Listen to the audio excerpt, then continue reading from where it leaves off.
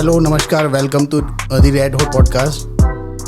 पाकिस्तान के prime minister Shahbaz शरीफ कहते हैं कि उनके जो फ्रेंडली कंट्रीज़ हैं, जो दोस्त हैं, उनके फ़ोन उठाना छोड़ दिया। कहीं ऐसा ना हो कि वो पैसा मांग रहे हैं और उनको पैसा देना पड़ेगा।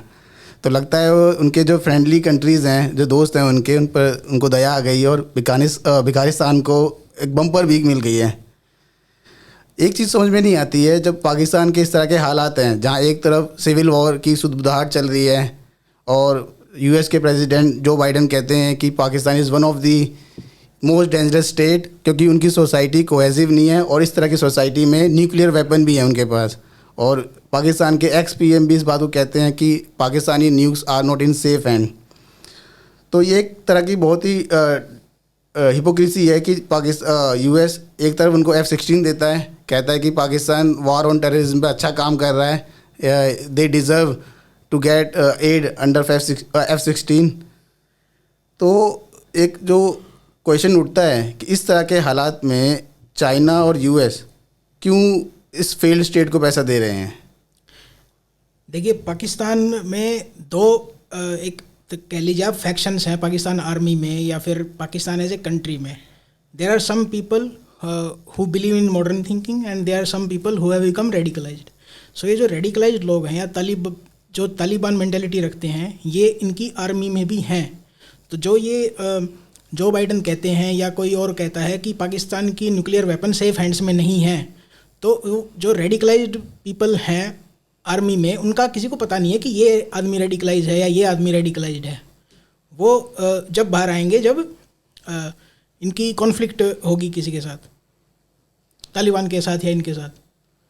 तो जो ये अभी जो बम्पर भीख मिली है चाइना की तरफ से, तो चाइना जो इन्वेस्टमेंट कर रहा है under belt and road initiative, तो ऐसी भी खबरें आ रही हैं कि वहाँ जो पाकिस्तानी पीपल की तरफ से एक बैकलैश है, कई चाइनीज़ पीपल मार दिए हैं। तो इस हालात में शी जिनपिंग ने ऑर्डर किया है कि अब चाइनीज़ पीपल पाकिस्तान में बुलेट प्रूफ कार में घूमेंगे ताकि उनकी जान जो है सिक्योर हो सके। ये जब प्राइम मिनिस्टर शहबाज शरीफ वहाँ गए थे चाइना में शी जिनपिंग से भीख मांगने के लिए, तो उन्होंने शी जिनपिंग ने उनको सख्त निर्देश दिए थे कि हमारे जो दिहाड़ी मजदूर होंगे ना, वो भी बुलेट प्रूफ कार में जाएंगे। सो तब उनको भीख मिली है $8.8 बिलियन की चाइना से। जब वो गए थे तो एक्चुअली क्या हुआ था, जैसी रिपोर्ट्स आ रही हैं, उसने बुलाया शहबाज को जिनपिंग ने। तो जैसा आपने बोला कि फ़ोन नहीं उठाते हैं, चाइना में जब जाते हैं पाकिस्तानी तो उनको मतलब वेटिंग रूम उनके लिए फ़िक्स रहता है कि आप बाहर वेट कीजिए। इमरान खान के साथ भी ऐसा ही हुआ था। तो वो बैठे हुए थे, तो जैसे ही अंदर गए ना, तो एक झाड़ लगाई उसको कि हमारे जो वहाँ पे हम इतनी इन्वेस्टमेंट कर रहे हैं, ये जो सीपैक बोल रहे हैं जिसको, नियरली 62 बिलियन का एस्टिमेट है, 62 बिलियन $, कि इतने पैसे लगाएगा चाइना। एक्चुअल में कितना क्या हो रहा है, लगता कितना है और पॉलिटिशियन कितना खा रहे हैं, वो अलग पहलू है, उस पर आप बाद में बात कर सकते हो। तो मतलब चाइना में भी, जैसे चाइना में मतलब इतना पैसा जा रहा है दूसरे कंट्री में, तो वहाँ के लोग भी थोड़ा चिंतित रहते हैं कि भाई हमारे लोग जो वहाँ पे मर रहे हैं उनका क्या। तो ऐसे थोड़ी ना कि आप कटोरा लेके आओगे और हम दे देंगे हर बार, तो वो एक कान टाइट करना होता है ना। तो जिनपिंग ने ऐसा ही किया कि फर्स्ट प्रायोरिटी जो है दिखाने के लिए, तो मतलब कि हमारे जो वहाँ पे वर्कर है, जैसे आपने बोला कि दिहाड़ी मजदूर वाले, क्योंकि दिहाड़ी मजदूर वाले भी पाकिस्तान के नहीं लिए जाते। सीपैक में जितना भी काम हो रहा है चाइना से ही लेबर जाता है, सीमेंट जो भी है सब चाइना से जाता है। तो पाकिस्तान के लोग उससे भी थोड़ा कि हमारा क्या फ़ायदा इससे, ये भी खबरें आ रही हैं। तो इसलिए उन्होंने बोला कि बुलेट प्रूफ गाड़ियाँ दो। अभी गाड़ियों से क्या होगा, वहाँ पे तो IED कॉमन है। अभी पीछे एक यूनिवर्सिटी के बाहर आपने देखा था, वो वीडियो भी मतलब सोशल मीडिया पे है। वो एक यूनिवर्सिटी के बाहर गेट पे एक लेडी थी, कोई वो सुसाइड बम्बर, बलोच लेडी, वो पूरी वैन की वैन उड़ा दी थी। तो आर्मर्ड व्हीकल चाहिए फिर उसके लिए, तो मतलब बुलेट प्रूफ कार हो सकती है, लेकिन बम प्रूफ कार कहाँ से लेकर आओगे? वही बुलेट से कुछ नहीं होगा, बुलेट प्रूफ से आई थिंक। तो एक चीज़ जो है दिखती है, जैसे अभी बम्पर भीख लेकर आए हैं सऊदी अरेबिया से, चाइना से, तो पाकिस्तान कैसे मैनेज कर पा रहा है कि वो चाइना को भी सर्व कर रहा है, यूएस को भी सर्व कर रहा है? तो एक टाइम पर दो पॉलिटिकल मास्टर कैसे मैनेज कर पा रहा है वो? जो पाकिस्तान की जो स्ट्रेटजी है उसमें मेन हिस्सा एंटी इंडिया का है। और जो मैं ये आपको एक एनालॉजी बताता हूँ कि यूएस हमारा इंडिया का पार्टनर है, हमारा फ्रेंड या एलाई नहीं है। चाइना हमारा एडवर्सरी है, एनिमी नहीं है। पाकिस्तान हमारा एनिमी है, फ्रेंड नहीं है, दोस्त नहीं है। इंडिया और पाकिस्तान का फैसला तभी होगा when one has to cease to exist. So ये हमें डिफरेंस अच्छे से पता होना चाहिए कि यूएस हमारा फ्रेंड नहीं है। यूएस का काम है कि इंडिया को ग्रो ना करने दे। चाइना का काम है इंडिया की करंट स्ट्रेंथ है उसको कम करे, और पाकिस्तान का काम है इंडिया को नक्शे से साफ करे। सो इनकी तीनों की स्ट्रेटजी 20 या 30% तक अलाइन होती हैं। तो दैट्स वाई इनका थोड़ा बहुत कोऑर्डिनेशन कह लीजिए या फिर इनका कोऑपरेशन एंटी इंडिया फोर्सेस में चलता है। और यूएस के लिए एशिया में पाकिस्तान एक उनका सेंटर है, पॉलिटिकल जियोपॉलिटिकल सेंटर, कि through Pakistan they can control this region. क्योंकि पाकिस्तान का जो चाइना से भी बॉर्डर लगता है, इंडिया से भी बॉर्डर लगता है, अफगानिस्तान से बॉर्डर लगता है, कजाकिस्तान से और इनसे भी बॉर्डर लगता है, ईरान से भी बॉर्डर लगता है। तो Pakistan is an important place. और पाकिस्तान एज ए मर्सिनरी काम करने के लिए हमेशा आतुर रहता है। पाकिस्तान की कोई लॉन्ग टर्म थिंकिंग नहीं होती। आज ये रशिया से फ्रेंडशिप कर रहे होते हैं, कल यूक्रेन को वेपन्स दे रहे होते हैं, जो कि इन्होंने यूक्रेन को वेपन दिए थे। जो ब्रिटिश रॉयल एयरफोर्स के प्लेन में इन्होंने रोमानिया वेपन्स भेजे थे अपने। तो रशिया वालों ने रिपोर्ट किया था कि पाकिस्तान ऑर्डिनेंस फैक्ट्री के वेपन्स मिले हैं हमें वहाँ पे। So Pakistan is a mercenary country. इनकी कोई पॉलिसी नहीं है, इनका कोई ये नहीं है कि अगर किसी को शॉर्ट टर्म या अपना डर्टी वर्क करवाना है, पाकिस्तान इज़ ऑलवेज रेडी। बिल्कुल बिल्कुल। पाकिस्तान काम भी यही आ सकता है उनके लिए, क्योंकि तो अब जो यूएस है उसने अफ़गानिस्तान से रिट्रीट जरूर कर लिया है, लेकिन आज भी ईरान में अपने ऑपरेशंस मैनेज करने के लिए और अफ़गानिस्तान में तालिबान के ख़िलाफ़ जो भी ड्रोन स्ट्राइक्स हैं या जिस तरह के भी स्ट्राइक्स हैं या ऑपरेशंस हैं उनको मैनेज करने के लिए आज भी अमेरिका को पाकिस्तान की ज़रूरत है। और इसलिए जो पिछले कार्यकाल में जो इमरान खान जब हुआ करते थे और डोनाल्ड ट्रंप यूएस में हुआ करते थे, जो बहुत कम उनके रिलेशंस डिप्लोमेटिक रिलेशंस हो गए थे।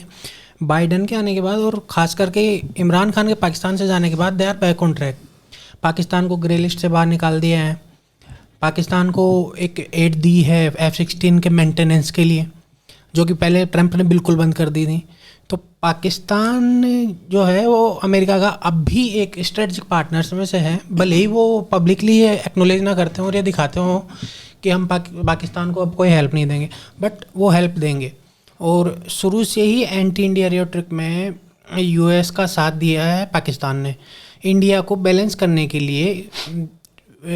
राइट फ्रॉम द पार्टीशन जब इंडिया ने वेपन्स मांगे, इसका बेस्ट एग्जांपल है जो एस जयशंकर हमारे फॉरेन मिनिस्टर हैं, उन्होंने ब्लेटेंटली कहा है even to the best media कि और many of our problems originating from Pakistan are because of the West arm Pakistan, West economically strengthen Pakistan, और ये सारी और उन्हीं की वजह से जो पाकिस्तान को ये सपोर्ट मिल रहा है, पाकिस्तान इंडिया को काउंटर कर पा रहा है जितना भी कर पा रहा है। हालांकि अब वो दिन दूर हो गए हैं, बट इनको देख के लगता है कि ये सपोर्ट अभी थोड़े और टाइम तक चलेगा जिस हिसाब से चल पा रहा है।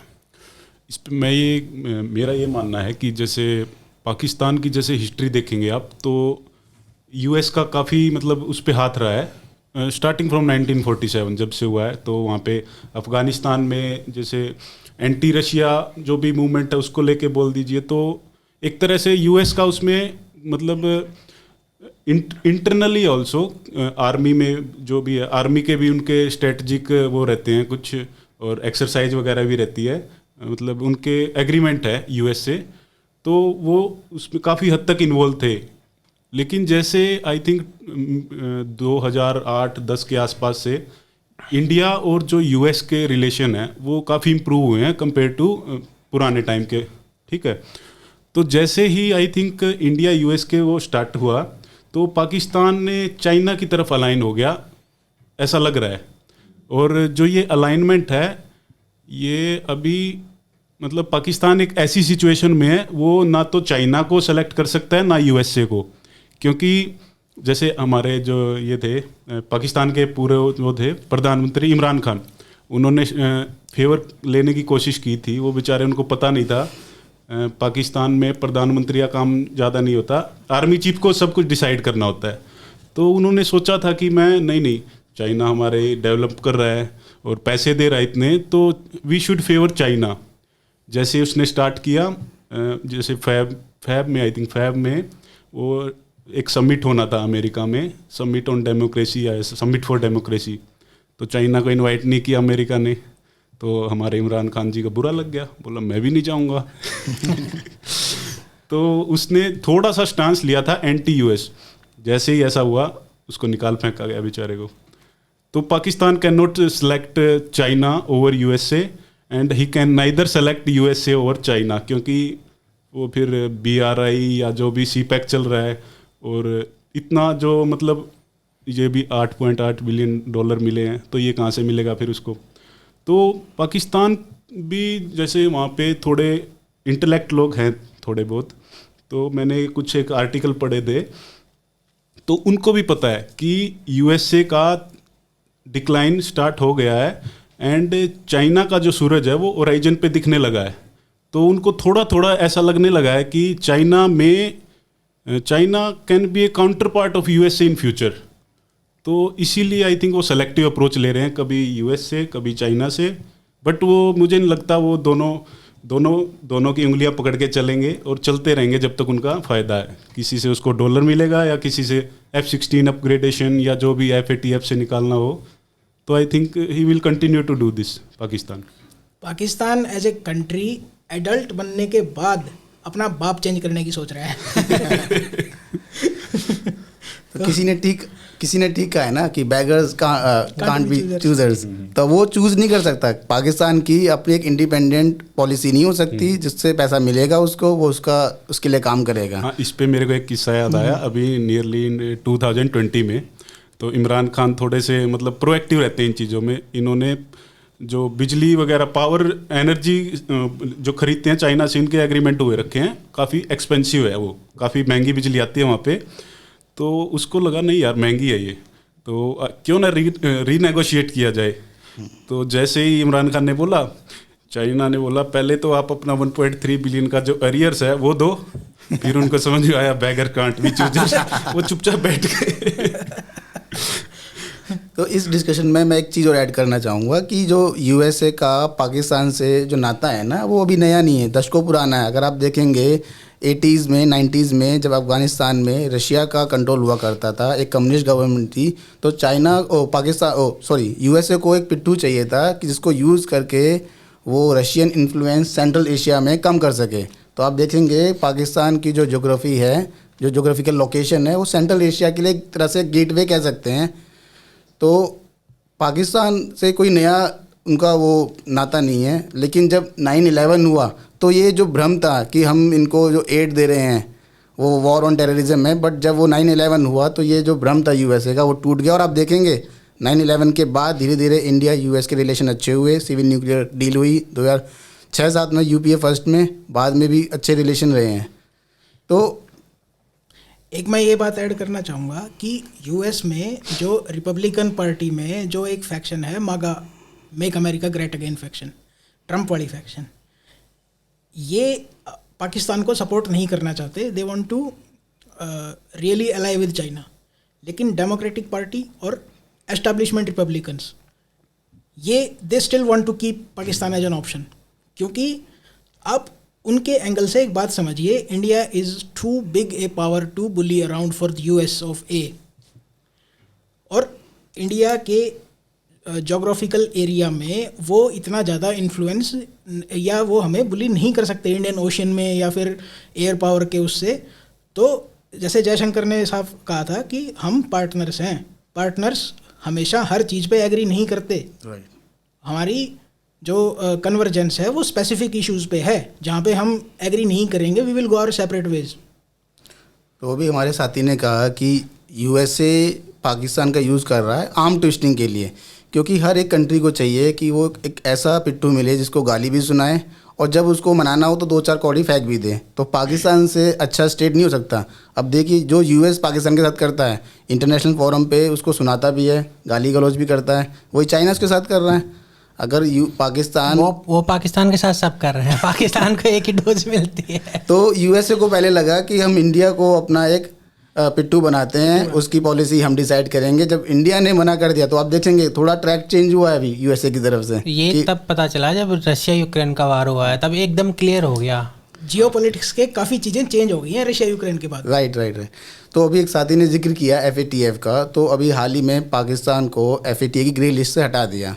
तो कई लोग बहुत सरप्राइज हुए कि क्या वाकई में पाकिस्तान ने इस वॉर ऑन टेरर पे बहुत अच्छा काम किया है, या इसमें इसके मास्टर का कोई रोल है यूएस का, चाइना का? पाकिस्तान ने टेररिज्म से रिलेटेड कोई काम नहीं किया है, इन्होंने जीरो काम किया है बिल्कुल। मसूद अजहर हो गया या फिर ये लश्कर तैयबा के टॉप लीडर हो गए, या हिजबुल मुजाहिदीन हो गया, सब ऐसे ही घूम रहे हैं पाकिस्तान में रिक्रूटमेंट करते हुए। पाकिस्तान की ये मेन इंडस्ट्री है जिहाद। सो इसमें कोई फ़र्क नहीं पड़ा है। जो फ़र्क पड़ा है वो ये हुआ है कि इंडिया ने रशिया का साथ देने की ज़रूरत करी है। That's why USA is again shifting to Pakistan for their strategic ends. उनको ऐसा लगता है they have to have a foothold in central Asia. So that's why वो पाकिस्तान की तरफ शिफ्ट कर रहे हैं दोबारा। और ये इंडिया ने बहुत इंडिपेंडेंट स्टेप लिया है। USA को इसकी उम्मीद नहीं थी, ना ही US की पब्लिक को उम्मीद थी, ना US मीडिया को उम्मीद थी। और इन्होंने इंडिया के खिलाफ एक मीडिया ब्लिट्स चलाने की पूरी कोशिश करी है, लेकिन वो चला नहीं पाए। और जो वेस्ट का जो प्रोपेगेंडा होता है, इन्होंने जैसे रशिया को कितना ज़्यादा एक तरह से उनको विलेन बना दिया है। उन्होंने ऐसा बना दिया कि पुतिन से ख़राब आदमी तो हुआ ही नहीं आज तक, कि ऐसा मतलब इतना डिक्टेटर या फिर इतना ईवल कोई पर्सन हुआ ही नहीं। ये प्रोपेगेंडा ये रशिया और चाइना के खिलाफ तो चला सकते हैं, इंडिया के खिलाफ नहीं चला सकते। इसका मेन रीज़न है कि we speak the same language. Chinese बोलते हैं, रशियंस बोलते हैं, हम हिंदी इंग्लिश दोनों बोलते हैं। So we can tackle their propaganda. Right. देखिए जहाँ तक FATF का है, FATF मतलब अराउंड 1989 बना था। इसमें आज के टाइम पे 39 मेंबर है। अगर आपको ग्रे लिस्ट से निकलना है तो 12 मतलब वोट चाहिए आपको, और इसकी हर साल में 3 बार मीट होती है। ये बेसिकली क्या है कि जो इनको एफर्ट दिखाने होते हैं ना ग्रे लिस्ट से निकालने के लिए पाकिस्तान के लिए, तो ये जाता रहता है, आता जाता काम, मतलब इट्स जो अफ्रीकन कंट्री है ना, लाइक जहाँ पे वो सोमालिया ये वो, हाँ वही कैटेगरी सी में आता है पाकिस्तान, उससे ज़्यादा कोई ऊपर नहीं है। तो इन्होंने कुछ ज़्यादा वो नहीं किया इससे निकलने के लिए। 2018 से ट्राई कर रहा था ये। तो इसकी मतलब आई थिंक मुझे लगता है कि जो मेन इसको निकाला है वो अभी जो अल जवाहरी को मतलब USA ने वो किया है उसको एलिमिनेट, तो उसमें इन्होंने सपोर्ट दिया है ड्रोन स्ट्राइक के लिए। आई थिंक उसका ही गिफ्ट मिला है इनको। इट कैन बी एक गिफ्ट। बाकी उन्होंने ऐसा कुछ नहीं किया। हाँ, थोड़ा सा इमरान खान के टाइम पे उन्होंने जो प्रोसिक्यूशन प्रोसेस रहती है, जैसे कौन थे वो, एक उनके मौलवी थे ना, मौलाना कुछ, उनको जेल में बंद किया करके दिखाया था एटलीस्ट, और प्रोसिक्यूशन स्टार्ट किया है थोड़ा बहुत। और हाफिज सईद और था एक जो मुंबई हाफिज सईद, और एक जो IC 814 हाईजैकिंग में था, मसूर अजद, नहीं वो तो उसका सरगना था आई थिंक। एक और था असगर समथिंग, पता नहीं, मेरे नाम याद नहीं है। तो उसको भी उन्होंने वो किया है। तो थोड़ा सा कागजों में दिखाया है। बाकी FATF जो है वो फाइनेंशियल जो मदद मिलती है ना, मनी लॉन्ड्रिंग जो टेरर फंडिंग में है, उससे रिलेटेड है। और इसमें जो मेनली पाकिस्तान ने कुछ नहीं किया और करने भी वाला नहीं है। ये तो ठीक है, अभी एग्जैक्टली तो वही बता पाएंगे क्या है। USA ने आई थिंक उसे गिफ्ट मिला है, और इससे ज़्यादा मुझे नहीं लगता कुछ। जब हम पाकिस्तान के बारे में बात करते हैं ना, तो हमें एक चीज़ समझनी पड़ेगी कि जिहाद पाकिस्तान की स्टेट पॉलिसी है। Without Islamic fundamentalism Pakistan will cease to exist. उनमें बलोच में, सिंध देश वालों में, सिंधियों में, पख्तूनों में और पंजाबियों में और कोई सिमिलरिटी नहीं है इस्लाम को छोड़ के। So they will move toward extreme Islamic fundamentalism. ये जब तक जिहाद करेंगे, जब तक पूरा पाकिस्तान नष्ट नहीं हो जाता। तो एक चीज़ हम अक्सर देखते हैं कि इंडिया का एक एफर्ट रहता है कि यूएन सिक्योरिटी काउंसिल में वो लश्कर तैयबा या और जो आतंकी संगठन हैं उनके टॉप लीडर्स को वो टेररिस्ट डेजिग्नेट कर सके। तो इससे क्या अचीव होगा? क्या हम एयर स्ट्राइक करके ये अचीव नहीं कर सकते जो हम इंटरनेशनल फोरम पे करने के अचीव कर रहे हैं? बार बार चाइना इसको ब्लॉक कर देता है। देखिए, जो टेररिस्ट के लीडर बनते हैं, हाफिज सईद हो गया या मसूद अजहर हो गया, ये जो सरगना बनते हैं, it's a coveted position in their. हमें उनके एंगल से सोचना पड़ेगा। वहाँ पे वो सुपरस्टार हैं, वहाँ के वो शाहरुख खान हैं, वहाँ के रॉक स्टार हैं वो। सो जो एक नया टेररिस्ट जो पैदा होता है 17-18 साल का, उसका सपना है किसी दिन हाफिज सईद बनना। और जब इंडिया उनको ब्लैक लिस्ट करवाता है तो उनकी सारी संपत्तियां जब्त हो जाती हैं। जो दुबई में उन्होंने ये प्लॉट ले रखे होते हैं या बंगले ले रखे होते हैं, वो जब्त हो जाते हैं। तो एक जो छोटे टेररिस्ट की फैंटेसी होती है कि I will become a big terrorist someday, वो फैंटेसी की ऐसी तैसी हो जाती है। तो जो एक मोटिवेशन होता है टेररिस्ट के पास जिहाद करने का, दैट गेट्स इम्पैक्टेड। मतलब जन्नत में हुरों के बाद अब उनको दुबई में घूमना है और फ्लैट चाहिए दुबई में। हाँ। तो चाइना इसको बार बार ब्लॉक करता क्यों है? क्या मतलब इस इंटरनेशनल फोरम पे चाइना की क्या क्वेश्चन नहीं उठते कि आप क्यों ब्लॉक कर रहे हो उसको? लुक, चाइना में मीडिया ओपन नहीं है। चाइना सेंसर करता है अपनी न्यूज़ को। तो चाइनीज़ पब्लिक को कोई आइडिया नहीं है कि वर्ल्ड स्टेज पे चाइना क्या स्टेप लेता है। वहाँ पे जो कुछ इंटेलेक्चुअल्स हैं जो who can access VPN legally, only those people know. और फिर उनको भी फ़र्क नहीं पड़ता कि क्योंकि अभी क्या है कि चाइना को इसका फल मिलना स्टार्ट नहीं हुआ है एक तरह से। और जब ये फल मिलेगा तो इट कंसिस्टेंटली मिलेगा, वो कई दिन तक मार पड़ेगी इसकी। आई थिंक ऐसा भी लगता है कि जैसे चाइना क्यों करता है, आपने बोला चाइना क्यों करता है, एक तरह से चाइना की और दिस एक्सट्रीमिस्ट जो पाकिस्तान में बैठ के टेररिज्म फैलाना चाहते हैं इंडिया में। देखो, बॉर्डर इंडिया से भी लगता है और चाइना से भी। तो ऐसा इट सीम्स कि उनकी एक डील हो रखी है बिहाइंड द कर्टेन उन टेररिस्ट की और चाइना की कि आप हमें परेशान मत करो, हम आपका सपोर्ट करेंगे यूएन में, जहाँ भी है काउंसिल में, जहाँ भी हम मतलब हम आपको सपोर्ट करेंगे और आप हमारे देश में मत आओ। ऐसा बोल सकते हैं एक तरह से। मतलब चाइना के जो CPEC के और ऐसे प्रोजेक्ट्स हैं, उनमें कुछ ऐसे प्रोजेक्ट्स हैं जो ऐसे एरिया से गुजरते हैं जहाँ इन टेररिस्ट ऑर्गेनाइजेशन का स्ट्रॉन्ग होल्ड है। अगर चाइना इनको वहाँ डेजिग्नेशन से बचाता है तो चाइना के वो प्रोजेक्ट सिक्योर रहेंगे, जो कि चाइना ईजिली कर सकता है और उसके लिए कोई कॉस्ट भी नहीं है।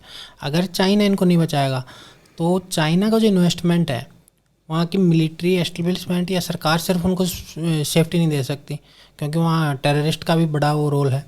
जैसे बलूच चाइना के अगेंस्ट हैं तो उनके लोगों को मारते रहते हैं।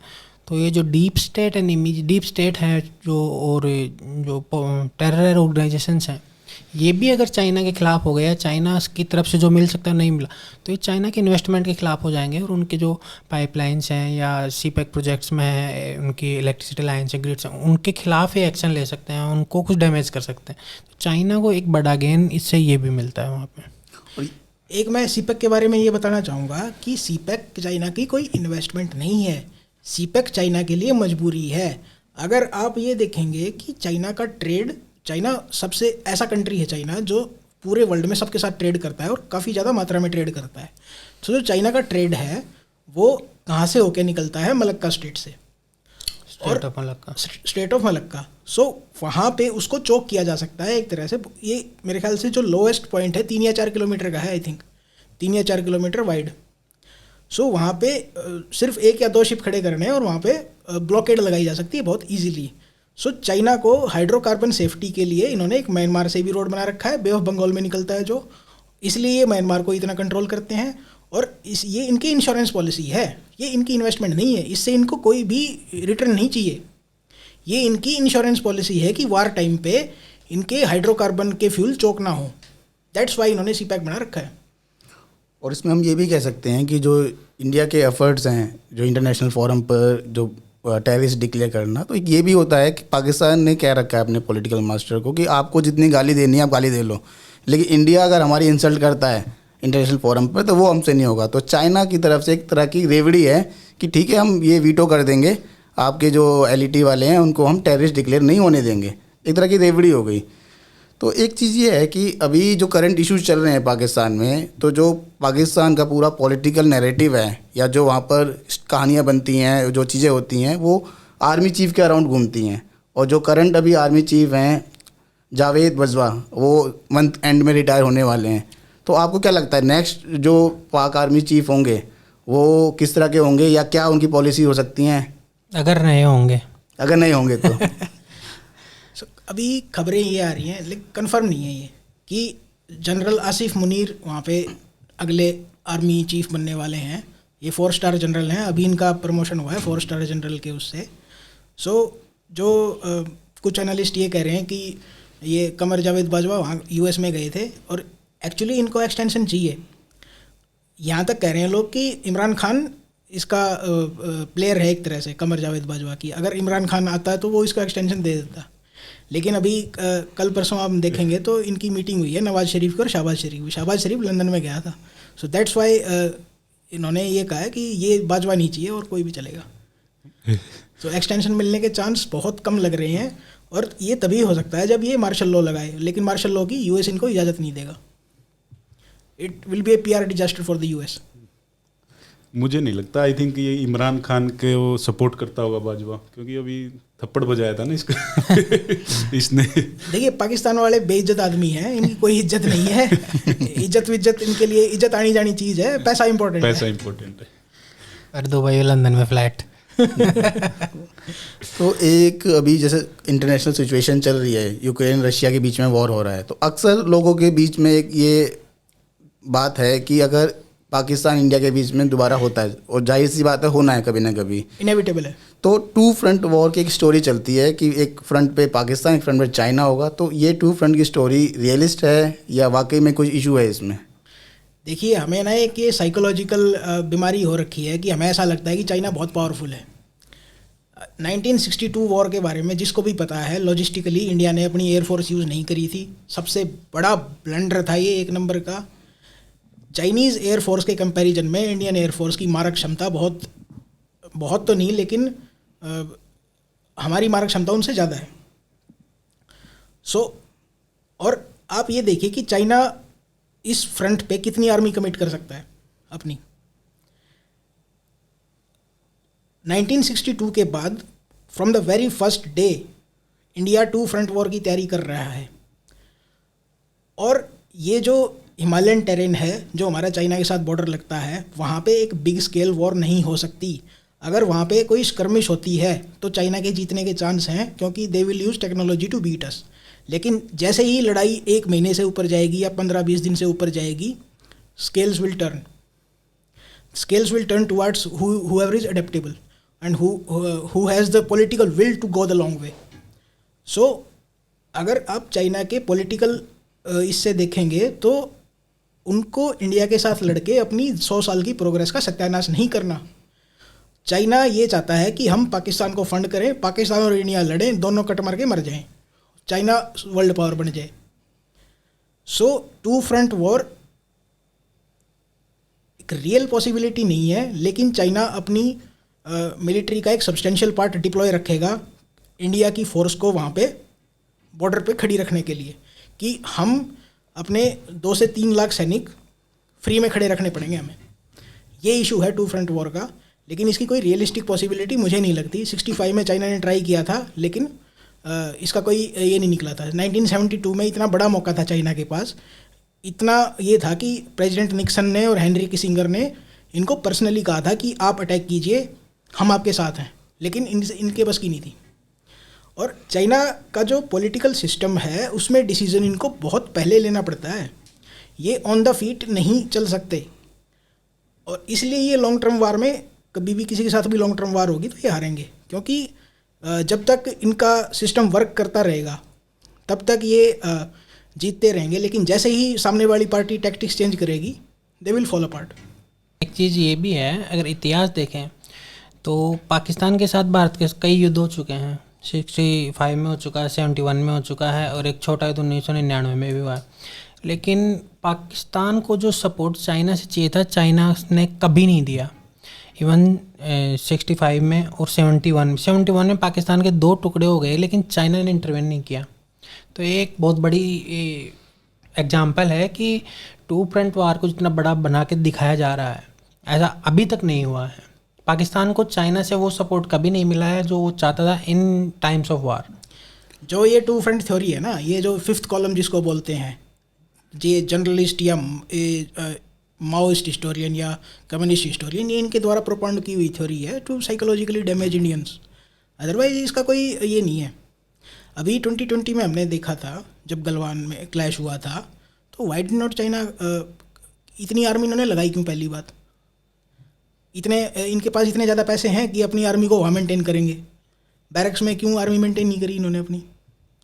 सो ये एक साइकोलॉजिकल एज चाहते थे बाई आर्म्ड कॉन्फ्लिक्ट, जो इनको मिला नहीं, वो इनका उल्टा पड़ गया। अगर आप एक 2019 का या 2020 का उस टाइम का टाइम याद करेंगे, उस टाइम एवरीवन वाज सेइंग कि चाइना सुपर पावर है, China is on the road to super power. अब कोई नहीं कह रहा ऐसा। अब चाइना की मिलिट्री सुपीरियरिटी को एवरीवन इज चैलेंजिंग देम। जो चाइना की एक हवा होता था, खास करके इन कंट्रीज़ में, इंडिया, थाईलैंड, वियतनाम, वो मिट चुका है। अब चाइना से कोई डरता नहीं है। मैं इसमें ऐड करना चाहूँगा कि जैसे पाकिस्तान और चाइना के जो रिलेशन है ना, वो ये नया रिश्ता है, नए पड़ोसी हैं ये, मतलब कभी इनका था नहीं। जैसे पाकिस्तानी नहीं था पहले नहीं, इवन आफ्टर 62 के बाद जब इंडिया से हुआ, जो वैसे रहता है ना, जैसे 3 पड़ोसी हैं, इसकी एक की दूसरे के साथ नहीं बनती, जो तीसरा है ना, वो जो आपस में थोड़ा ये होता है ना कि हाँ भाई इसकी उसके साथ लड़ाई होगी तो वो मजे लेने आता है। right. तो वैसा सा ही रिलेशन है पाकिस्तान और चाइना का। 62 में आई थिंक इंडिया के साथ हुई थी, तो उसके बाद से इन्होंने नज़दीकियाँ बढ़ाई थोड़ी। 63 में वो साक्सगाम वैली जो थी वो दे दी इनको पाकिस्तान ने, और फिर वो अपना कराकोरम हाईवे बनवा लिया, जॉइंट वेंचर था जो। और अभी जैसे जैसे इंडिया यूएस की तरफ थोड़ा सा अलाइन हुआ, कह सकते हैं एक तरह से, या इनके रिलेशन, ऐसे ही पाकिस्तान और चाइना के थोड़े से इम्प्रूव हुए। बाकी जैसे स्ट्रेटजिक वो देखें, और इनकी कितने जॉइंट एक्सरसाइज किए हैं चाइना ने और पाकिस्तान ने। इनका मिलिट्रियल इतना वो नहीं था कि ये साथ में है, दोनों अच्छे वो हैं। वैसे भी मीन्स जो एक तरह से वो देखते हैं ना कि पाकिस्तानी आर्मी और चाइनीज आर्मी वो मतलब इतने पसंद नहीं करते एक दूसरे को, वो टोटली डिफरेंट है। एक दूसरे का इक्विपमेंट भी पसंद नहीं करते। पाकिस्तान आर्मी चाइनीज़ इक्विपमेंट को बिल्कुल एक वो कर देते, रिजेक्ट कर देते हैं कि ये चलते तो है नहीं, तुम्हारे ड्रोन नहीं चलते, इनके इंजन सीज हो जाते हैं। तो इनका कोई इतनी सिनर्जी नहीं है। और पाकिस्तान की कोई इंडिपेंडेंट पॉलिसी नहीं है। पाकिस्तान की पॉलिसी वो है जो एंटी इंडिया हो। अगर इंडिया एक्स कहेगा तो पाकिस्तान -X कहेगा। बात रही इक्विपमेंट की, तो अभी हाल में एक इंसिडेंट हुआ था कि इंडिया की तरफ से मिस्टेकनली एक मिसाइल छूट गई थी, जिसका पाकिस्तान को भी नहीं पता चला था। और आई बिलीव पाकिस्तानी जो ये यूज़ करते हैं सेंसर, वो चाइना के यूज़ करते हैं। एयर डिफेंस सिस्टम चाइनीज़ था। एयर डिफेंस सिस्टम, उसकी आई थिंक 100 किलोमीटर से 150 किलोमीटर की रेंज थी। होंगची कुछ करके उसका नाम है एयर डिफेंस सिस्टम का। सो ये इंडिया की तरफ से वियतनाम को और फिलीपींस को दिखाने के लिए था कि ब्रह्मोस ले लो, चाइना में आप अंदर तक वार कर सकते हो उससे। एडवर्टीजमेंट थी एक तरह से। ओके, बहुत बहुत धन्यवाद। आज के लिए इतना ही, फिर मिलते हैं नए मुद्दे के साथ।